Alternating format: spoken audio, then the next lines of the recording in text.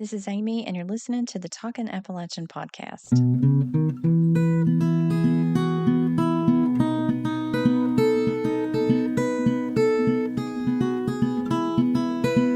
Hey, everybody, welcome back. Thanks for listening. I'm really excited because it's coming down to the end of season 1, and I'm about to launch season 2 in July, and that's going to be a lot of fun. I look back over this year and I look at all of the episodes. I think I'm up to episode 26 now. And while it's been a lot of time and hours and hours and hours of editing, it's been so much fun. I've even learned a lot, I think, in the research that I've done. So I just appreciate you sticking with me. All of the people that have joined the Facebook community and the Patreon community and the YouTube community, I appreciate your input, your donations to the podcast. That means everything. Just to know that one person's listening and they're getting something out of it means so much to me. So I just want to just reiterate how much I appreciate you. So I was on social media scrolling through today and I saw that someone had posted about Butcher Holler, Kentucky.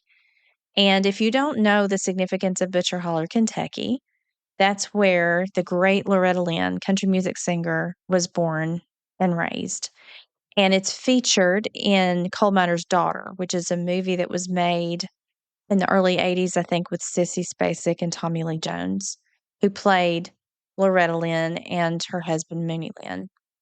It's a wonderful movie. It won an Oscar. I think Sissy Spacek won an Oscar for it. If you want to hear, I've said this before, but if you want to hear a really good interpretation of Eastern Kentucky dialects, watch that movie because I think both Spacek and Tommy Lee Jones were from Texas, so it wasn't that hard for them to learn the nuances of the Eastern Kentucky dialect. They followed Loretta and her husband around and listened to them and talked with them and did a great job with that dialect. But I'm coming down to the word that I'm talking about today, which is holler. I noticed that a lot of people on the thread asked what a holler was. They didn't know what a holler was. So I think I take that for granted. A lot of us probably do, that we just assume people know what a holler is. So a lot of us from Appalachia, particularly the rural parts, grew up in a holler.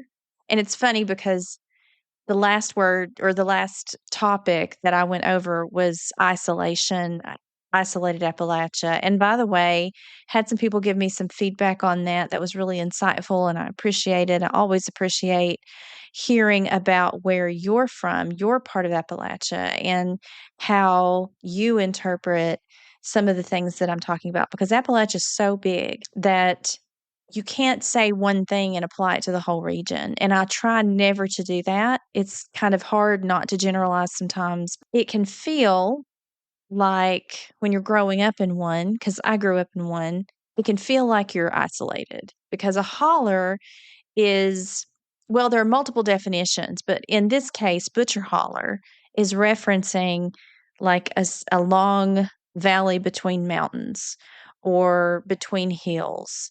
And when we think of hollers, we think of these deep, deep places where, you know, the sun has to be directly overhead to reach down in there and to shine down in there. I think Lee Smith wrote about that as, where she grew up in Grundy, sometimes you didn't see the sun for several hours after it came up. And then it feels like it goes down at 4 o'clock because it dips back over the mountain.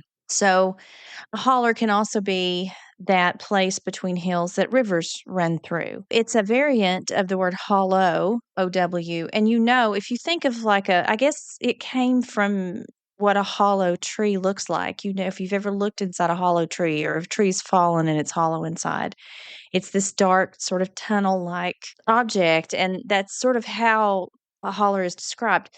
Some hollers are much deeper and darker than others. Some aren't that dark at all. The one I grew up in is not what you would consider dark, but it is between hills, and a lot of my family lived out throughout the same holler, and it had the name Holler in it. And so that's what we mean by holler. And Butcher Holler, I've not been to Butcher Holler yet. It's not that far from where I live, but I want to go see her home place. It looks pretty rural. Hop on the Facebook community and tell me if you grew up in a holler or if you live in a holler now and what that looks like for you. So people did a really good job of explaining what a holler is and the fact that we pronounce it ER instead of OW. And so I wanted to go over some of the history of the word and why it's pronounced the way that it is.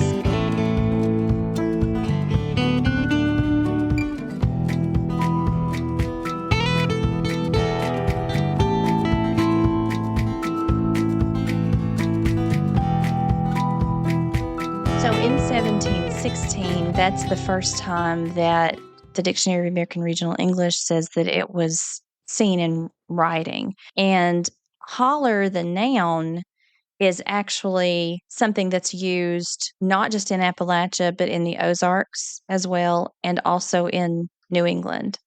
In 1716, it's recorded as a highway, and they pronounce it hallow.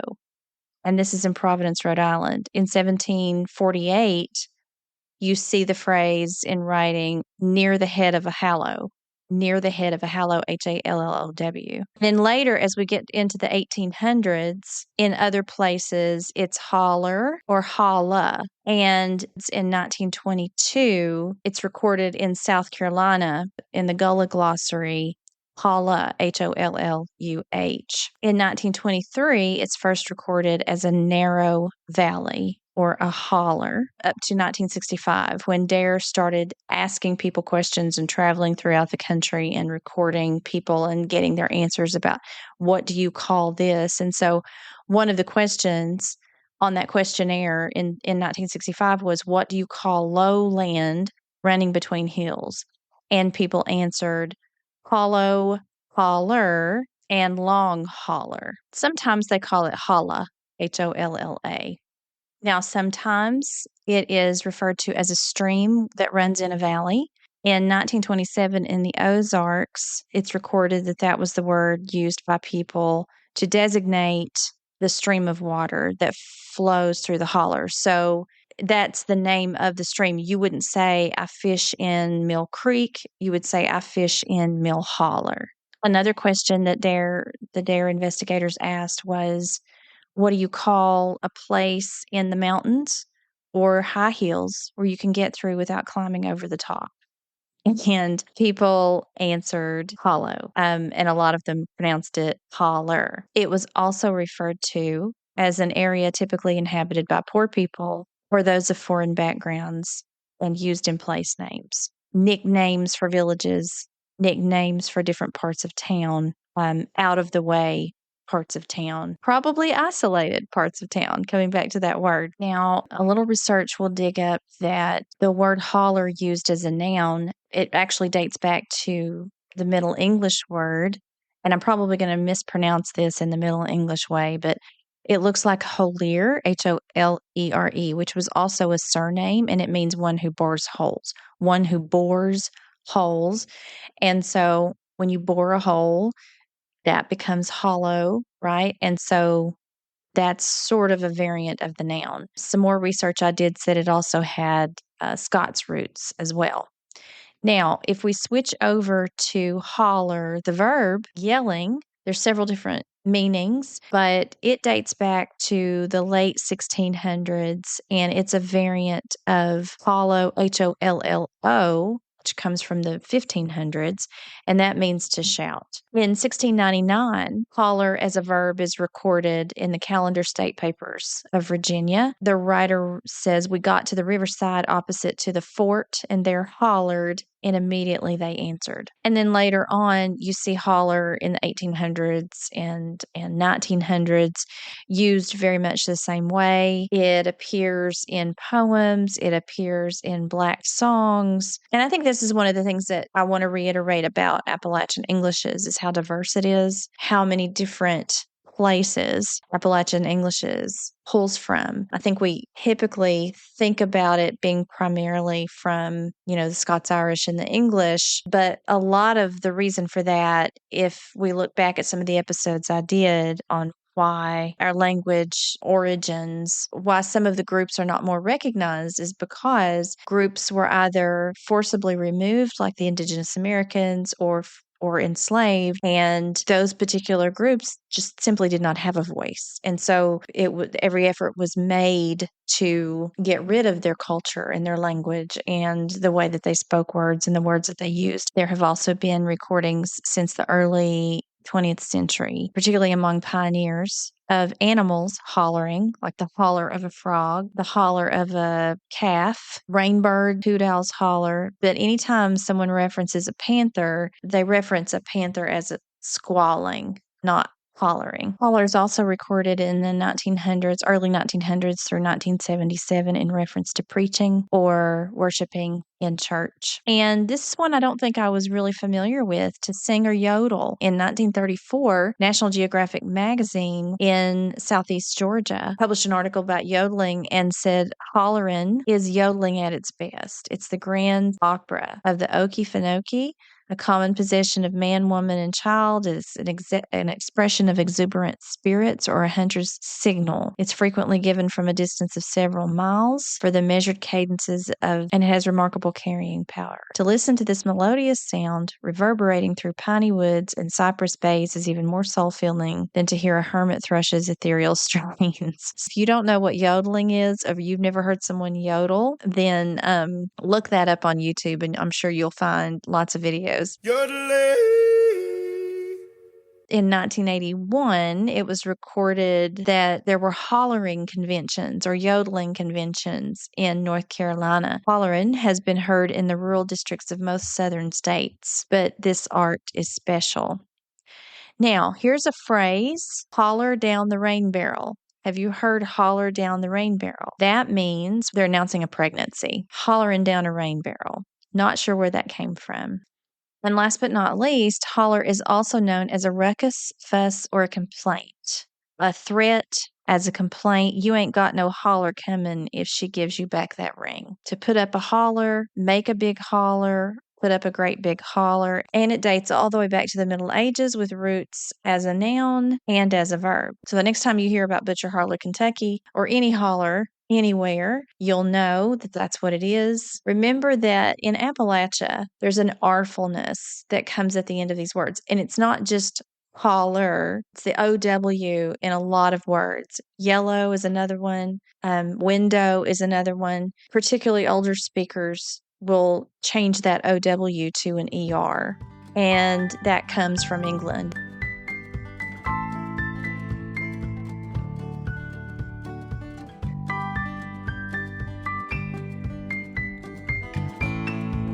Mark Twain famously said, "The difference between the right word and the almost right word is the difference between lightning and the lightning bug."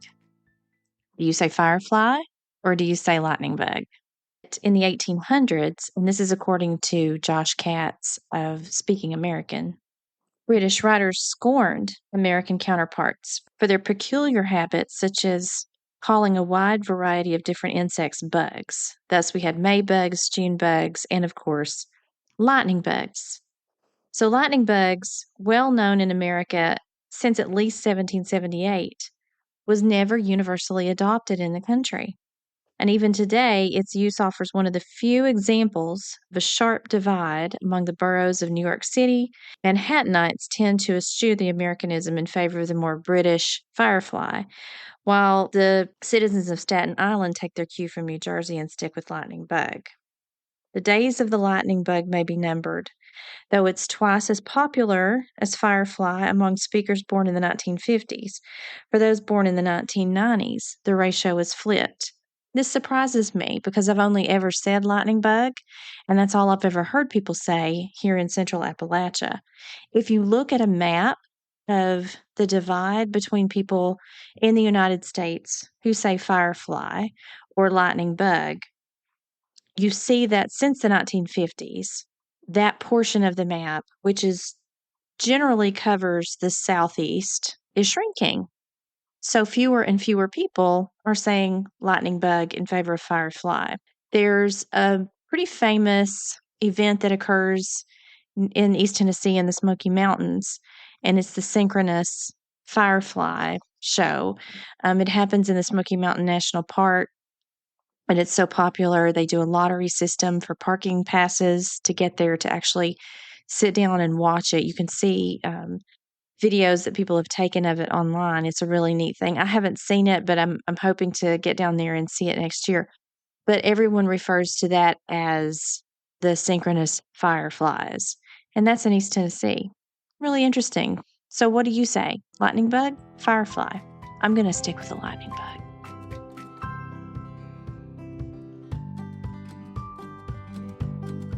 So the last book that I shared with you was from Speaking American, How Y'all Use and You Guys Talk, a visual guide by Josh Katz. And a lot of that data came from the Dictionary of American Regional English. And I want to share with you, since we were talking about the word holler, I want to circle back to that and share with you a poem that's got the word holler in it, but also one of my favorite Kentucky authors, Anne Shelby. She graciously gave us this poem for the book Talking Appalachian, Voice, Identity, and Community, which this podcast is based on. And I want to tell you a little bit about Anne and her books because I used to read them to my children when they were little, and I still read them because they're wonderful. Anne is a poet and an essayist and a children's author. A couple of my favorite books, Appalachian Studies by Wind Publications, the book of her poetry, one of my favorites, and also The Man Who Lived in a Hollow Tree. Wonderful, wonderful book, beautifully illustrated. It came out in 2009, but we read that over and over, and my children just absolutely loved it. And it also has a quilt pattern in the back and quilt imagery, but it is such a great story and such a wonderful book. She is from Berea, Kentucky. She's a writer and a teacher. In part 2 of our book, that's where we have the novelists and poets and essayists who shared with us pieces of their work. They either wrote it for the book or they wrote it previously and gave us an excerpt. So Anne gave us this poem for this book, and it's just a wonderful way to close the book. It's a poem that talks about the frustrations of computer technology and now artificial intelligence trying to hear those of us who like to dictate our messages or try to spell something with our accent, and it just still doesn't understand. Spellcheck by Anne Shelby. It's handy, but not much account for writing hillbilly poems with. It won't let you waller, won't let you foller a feller up the holler, makes you have titles where titties ought to be. I'll go along with changing logwoods into dogwoods, but before I could say undo, it turned my house cat to a house coat. Salad, new ground, Junebug, graveyard, not in dictionary. You can't have a grandbaby on this thing without special arrangements. One spell transformed my taters into tatters, served me subpoenas when I ordered soup beans. Now it wants to replace the home place with just someplace. Is this the same spell that changed proud to poor, turned minnows into memories? I need flies buzzing in this poem. Cool snap of beans breaking on the porch, tenor of coonhounds on a moonlit ridge. Exit. Float a while on a honeysuckle breeze. Spell. How long to sit on a sycamore bank with your feet in the creek?